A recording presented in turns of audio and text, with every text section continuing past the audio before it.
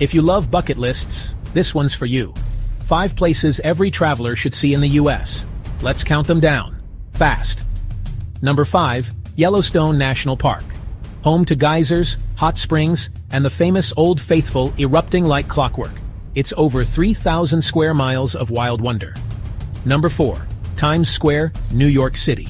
With its neon crowds and electric energy, over 330,000 people pass through daily on a busy day. Number 3, the Grand Canyon. A mile deep and carved over millions of years, the breathtaking views will make your jaw drop. Number 2, the Statue of Liberty. A gift from France and a timeless symbol of freedom, millions have climbed her pedestal for that iconic skyline shot. And number 1, the National Mall and Washington Monument. With monuments, museums, and history packed into one walkable stretch, it's truly America's front yard. There you have it. 5 must-see U.S. spots in under a minute. Which one are you visiting first?